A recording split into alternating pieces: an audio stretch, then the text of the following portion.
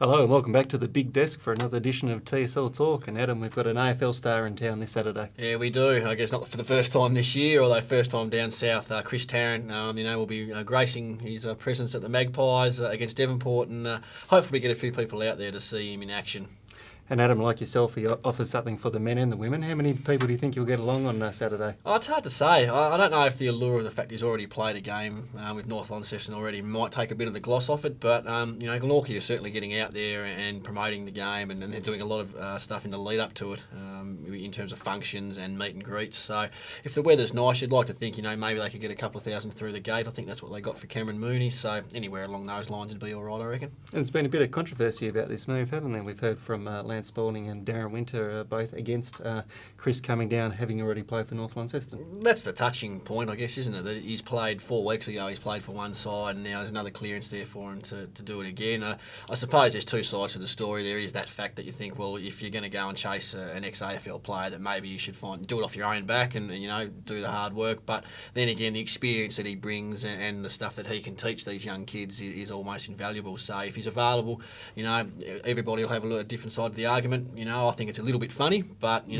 said if it draws a good crowd and he puts on a good performance and football's the winner on the day, then that's probably the main thing. And what shouldn't be hidden in all this is that Glenorchy really need a good performance. They've been putrid the last couple of weeks on the road, had last week off, no excuses this week. No, absolutely not. A couple of good wins at KG5 already this season. They've got their road travel out of the way.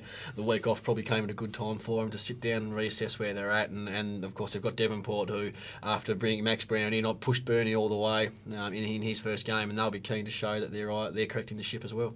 And you saw the Eastern Shore Cup last week, Lauderdale and Clarence. Great for Clarence. They look like they're up and about again, heading in the right direction, but some real question marks over Lauderdale. Yeah, they're just really surprising, I think, to everybody. We all thought they were going to be the big improver, and they were horrendous on Saturday. There's no two ways about it. They were smashed in the hard ball. They didn't run. They didn't use the corridor.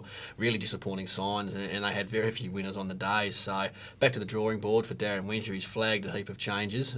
He was a bit upset after the game, kept them behind locked doors for quite a while, and no doubt we'll see how they come up this week against the top of the ladder and high-flying South Launceston. Well, let's hear what Darren has to say. As I said, it was a disappointing result from where we've come, and what we're trying to build to. It was a bit of a smack in the face and a bit of a reality check for us. I think 6 weeks in, and some guys just haven't taken us to the level that we wanted to go to, and so we'll make some pretty strong changes this week and get some of the guys that have been playing Colts and playing some really good footy. We get a couple of Mariners back next week maybe, but we'll be structuring up a lot different next week.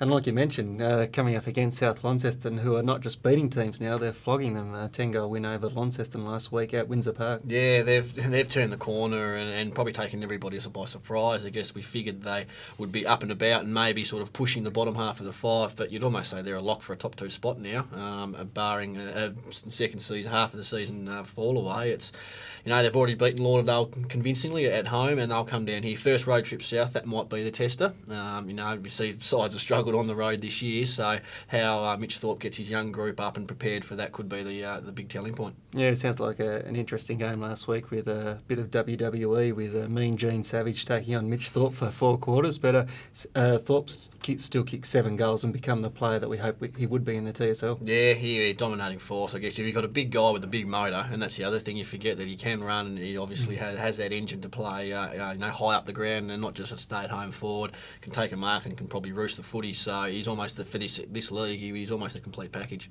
North Hobart and Clarence at North Hobart Oval, North Hobart 3 wins, I think 2 of those are against Hobart, so this is going to be a big test for the Demons. Yeah, they need to show their credentials, that they can match it with the sides that are above them on the ladder that we've always questioned. I think for the last 3 years they can always beat the sides around them, but the teams above them that go up another class, they struggle. So I think they gave Clarence a bit of a run the first half a couple of weeks ago, so if they can back that up again for a full 4-quarter performance, then they might be a chance of causing an upset. In the last 2 games, Burnie at home to North Launceston, and Launceston travel down to take Hobart.